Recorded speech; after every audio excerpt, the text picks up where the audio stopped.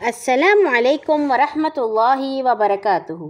کہانی زبانی کے چمکتے دمکتے بہت ہی خاص ساتھیوں، بھلا خاص کیوں ہیں آپ؟ اس لیے کہ آپ سن رہے ہیں خاص مہینے میں خاص کتاب کی خاص کہانیاں، تو پھر آپ خاص ہی ہوئے نا۔ آج ہم آپ کے لیے لائے ہیں ایک اور نبی کی کہانی۔ یاد ہے نا، حضرت نوح علیہ السلام کی قوم سب کی سب ڈوب گئی تھی۔ صرف اس پوری دنیا میں وہ لوگ زندہ رہے تھے جو اس کشتی پر سوار تھے جو حضرت نوح علیہ السلام نے بنائی تھی اور جو جودی کے پہاڑ پر جا کر ٹھہری تھی۔ حضرت نوح علیہ السلام کے بعد اللہ نے ایک اور قوم کو قوت اور دولت بخشی۔ اس قوم کا نام عاد تھا۔ اس قوم کے لوگ بڑے طاقتور تھے اور انہیں اپنی طاقت اور قوت پر بڑا گھمنڈ تھا، بڑا ناز تھا۔ ان کے ہاں بڑے بڑے باغ تھے، یہ اونچی اونچی عمارتیں بناتے تھے، بڑے ٹھاٹ سے رہتے تھے۔ ان کو اپنے ٹھاٹ باٹ پر اتنا گھمنڈ ہو گیا تھا کہ یہ کمزوروں اور غریبوں پر ظلم کرنے لگے تھے۔ دولت کے نشے میں خدا کو بھول گئے تھے۔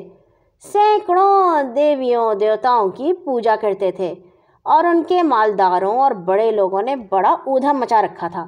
بڑے اونچے اونچے محل بناتے اور ان میں اس طرح رہتے جیسے ان کو کبھی مرنا ہی نہیں ہے۔ عاد کی قوم میں جب بگاڑ بہت بڑھ گیا اور انہوں نے اللہ کی بتائی ہوئی باتوں کو بالکل بھلا دیا، تو اللہ تعالیٰ نے ان کو پھر سیدھا راستہ دکھانے کے لیے ایک پیغمبر کو پیدا کیا۔ ان کا نام حضرت ہود علیہ السلام تھا۔ حضرت ہود علیہ السلام نے اپنی قوم کو اللہ کی طرف بلایا۔ انہوں نے بھی وہی باتیں کی جو تمام انبیاء اپنی اقوام سے کیا کرتے تھے۔ انہوں نے اپنی قوم سے کہا، پوجا کے لائق تو بس اللہ ہی ہے، کوئی دیوی دیوتا اس قابل نہیں کہ اس کی پوجا کی جائے، اور انسان صرف ایک اللہ کا غلام ہے، اسی کا حکم ماننا چاہیے، کسی اور کا حکم ایسا نہیں جسے مان کر انسان اپنی زندگی سدھار سکے اور اچھی گزار سکے۔ تمہیں یہ حق نہیں کہ تم کمزوروں کے آقا بنو، ان پر ظلم کرو۔ قوم کے سرداروں نے سن کر کہا، اے ہود، تم تو بیوقوف ہو گئے ہو، تم جو کچھ کہہ رہے ہو سب جھوٹ ہے، تم نے یہ سب باتیں اپنے دل سے گھڑ لی ہیں۔ حضرت ہود علیہ السلام نے کہا، نہیں بھائیو، ایسا نہیں ہے، میں اللہ کا بھیجا ہوا اور اس کا رسول ہوں۔ میں جو کچھ کہہ رہا ہوں وہ اس دنیا، اس کائنات کو پیدا کرنے والے مالک کی طرف سے کہہ رہا ہوں اور تمہارے بھلے کی بات کر رہا ہوں۔ میں تم کو اس کی طرف بلا رہا ہوں جس نے یہ ساری کائنات بنائی، سب کو پالتا ہے۔ دیکھو، اسی نے حضرت نوح علیہ السلام کی قوم کے بعد تمہیں اس زمین کا مالک بنایا۔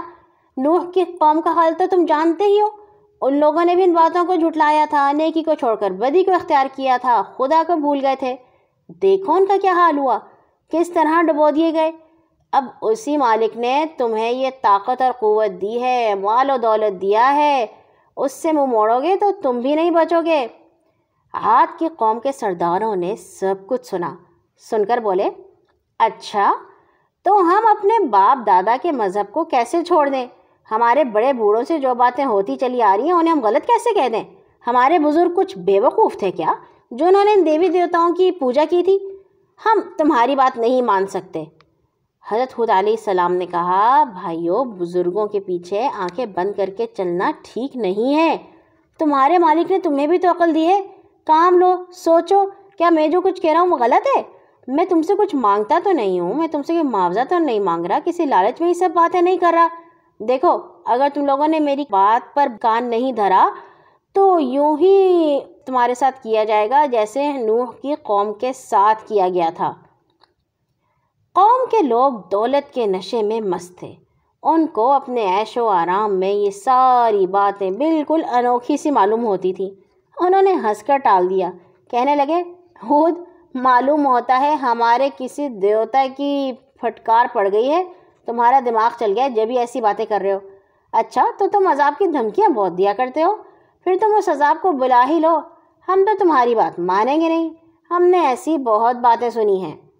حضرت ہود علیہ السلام نے ان سرداروں کی باتوں سے کوئی اثر نہیں لیا، وہ انہیں برابر سمجھاتے رہے۔